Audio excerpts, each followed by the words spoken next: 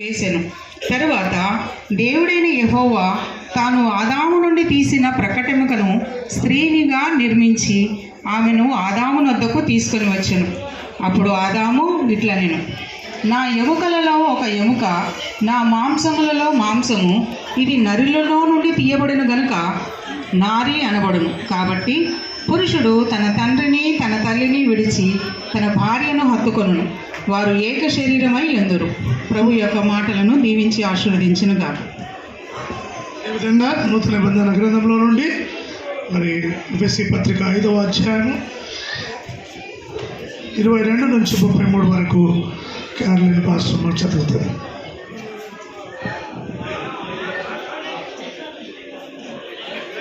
ఎఫెసీలకు రాసిన పత్రిక 5వ అధ్యాయము 22వ వచనం చదువుకుందాం. స్త్రీలారా, ప్రభువునకు వలె మీ సొంత పురుషులకు లోబడి ఉండుడి.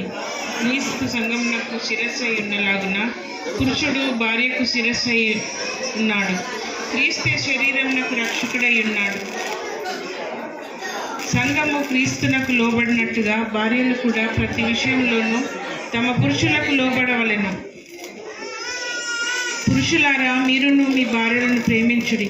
అటువల్లే క్రీస్తు కూడా సంఘమును ప్రేమించి అది కలంకమైనను ముడత అయినను అట్టిది మరి ఏదైనను లేక పరిశుద్ధమైనది గాను నిర్దోషమైనది గాను మహిమగల సంఘముగాను ఆయన తన ఎదుట దానిని నిలబెట్టుకొనవలనని వాక్యంతో ఉదక స్నానం చేత దానిని పవిత్రపరచి పరిశుద్ధపరచుటకై దాని కొరకు తన్ను తాను అప్పగించుకొనెను.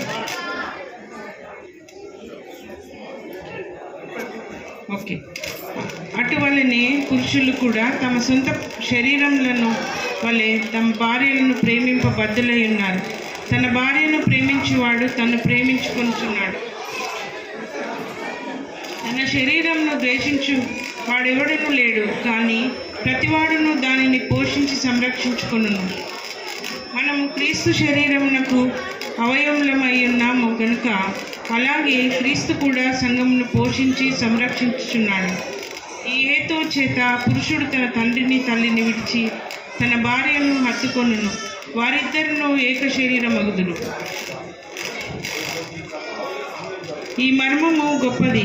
అయితే నేను క్రీస్తును గూర్చియు సంఘమును గూర్చియు చెప్పుచున్నాను. మెట్టుకు మీలో ప్రతి పురుషుడును తనను వలె తన భార్యను ప్రేమింపవలెను. భార్య అయితే తన భర్త యందు భయము కలిగి ఉండునట్లు చూచుకొనవలెను. దేవుడు తన పరిశుద్ధ వాక్య పఠన చేసినటువంటి పాస్టమ్మ గారు మార్త గారికి, అదేవిధంగా పాస్టమ్మ క్యాలిన్ గారికి నిండు వందనాలు. మరి ఈ సమయంలో వాక్యమును మనం వినబోతున్నాం. దైవజనులు మరి పాస్టర్ ఎఫ్రాయిం గారు మన మధ్యలో ఉన్నారు. వారు క్లుప్తంగా చెప్తారు, ఎక్కువసేపు చెప్పరు. కట్టే కొట్టే తెచ్చే అన్నట్టుగా చక్కగా చెప్తారు, అర్థమయ్యేలాగానే చెప్తారు, చాలా మరి క్లుప్తంగా చెప్తారు. కనుక మనము అందరం కూడా అల్లరి చేయకుండా దయచేసి వినాల్సిందిగా మనవి చేస్తున్నాను. ఈ సమయాన్ని ఆయగారికి అప్పగిస్తున్నాను. ప్రభునందు అత్యంత ప్రియులైనటువంటి దేవుని పిల్లలందరికీ ప్రభు పేరిట వందనాలు తెలియపరుస్తున్నాం. ఈరోజు శాంతి ఆనంద పాల్ వివాహోత్సవ సమయమునకు ప్రభు మనందరిని ఆహ్వానించాడు. వివాహము అంటే ఏంటి? What is the meaning of marriage? పరిశుద్ధ గ్రంథం ఏం చెబుతా ఉందంటే, హెబ్రీలకు రాసిన పత్రిక 13వ అధ్యాయం 4వ వచనం, వివాహము అన్ని విషయంలో ఘనమైనది. ఎందుకు దేవుడు ఈ వివాహ వ్యవస్థను ఘనమైనదిగా ఎంచాడంటే, పరిశుద్ధ గ్రంథంలో యెషయా గ్రంథం 57వ అధ్యాయం 15వ వచనం, మహాగణుడు మహోన్నతుడు సృష్టికర్త అయిన దేవుడు మహాగణుడు కనుక ఈ వివాహ కార్యాన్ని ఘనంగా ఎంచాడు. అందుకే నా మహిమ నిమిత్తము ఎవరి కొరకు చేసాడు ఈ వివాహ వ్యవస్థనంటే, యెషయా గ్రంథం 43వ అధ్యాయం 7వ వచనం, నా మహిమ నిమిత్తం, దేవుని మహిమ కొరకు ఈ వివాహ వ్యవస్థని దేవుడు ఏర్పాటు చేశాడు. అయితే వివాహం అంటే మనుషుల శరీరాల కలయిక కాదండి, మనసుల కలయిక. ఎప్పుడైతే మనసులు కలుస్తాయో అప్పుడే ఆ కుటుంబము ఆదర్శవంతమైన కుటుంబంగా ఉంటుంది. చాలా కుటుంబాలు ఏదో శారీరక సంబంధంగానే వారు చూస్తున్నారు కనుక కుటుంబాలు చాలా విచ్ఛిన్నమైపోతూ ఉన్నాయి. ఒకరికొకరు నెమ్మది లేని స్థితిలో ఉంటున్నారు. కనుక అసలు కుటుంబ వ్యవస్థ అంటే వారి యొక్క వైవాహిక జీవితంలో ఇరువురి మనసులు ఒకటవటమే. ఈరోజు మనం ఈ వివాహ కార్యానికి దేవాతి దేవుడు అతిథిగా ఉన్నాడు మన మధ్యలో. వివాహ సంబంధాలు 2 రకాలుగా ఉంటాయి. ఒకటి తల్లిదండ్రుల సంబంధము, ఇది తాత్కాలికమైంది. రెండవది భార్యాభర్తల బంధము, ఇది శాశ్వతమైనది. భార్యాభర్తల బంధము శాశ్వతమైనది కనుక ఇరు కుటుంబాల యొక్క తల్లిదండ్రుల విషయంలో వారు ప్రేమ కలిగి జీవించాలి.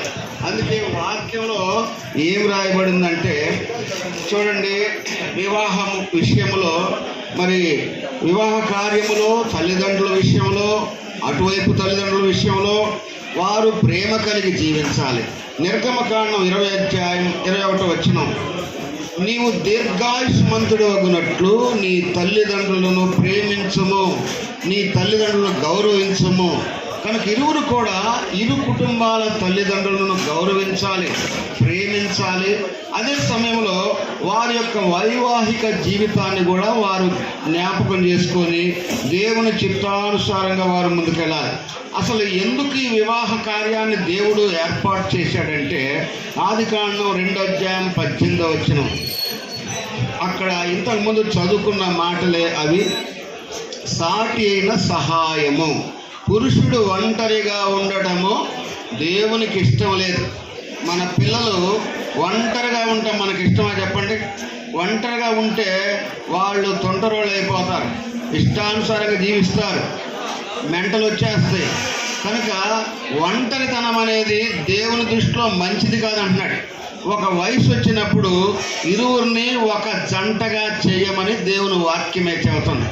స్త్రీ ఎందుకంటే సాటిన సహాయము, ఆనంద్ పాల్కి సహాయకురాలుగా దేవుడు శాంతిని నిర్ణయించాడు. కనుక ఈ వివాహ కార్యక్రమంలో ఒకరికొకరు సహాయకారులుగా ఉండాలని దేవుని ఉద్దేశం. అందుకే ఆదికాండం 2:24 పురుషుడికి చెబుతున్నాడు, తల్లిదండ్రులను విడిచి తన భార్యను హత్తుకొనును. కాబట్టి ఆనంద్ పాలు మరి తన యొక్క భార్యను హత్తుకున్నవాడుగా ఉండాలి. కీర్తన గ్రంథం 45:10 కుమారి నీ స్వజనమును నీ తండ్రి ఇంటిని మరువము అంటున్నాడు. అంటే అటువైపు పెళ్లి కుమారుడికి చెబుతున్నాడు తల్లిదండ్రులను విడిచిపెట్టని, ఇటుపక్క పెళ్లి కుమార్తెకి చెబుతున్నాడు మరిచిపో అని. విడిచిపెట్టు మరిచిపో అంటే పూర్తిగా విడిచిపెట్టమని కాదు, వాక్యానుసారంగా తల్లిదండ్రులను ప్రేమించాలి, గౌరవించాలి. అదే సమయంలో భర్త భార్యను ప్రేమించాలి, గౌరవించాలి. అదే రీతిగా భార్య కూడా భర్తకు లోబడి జీవించాలి.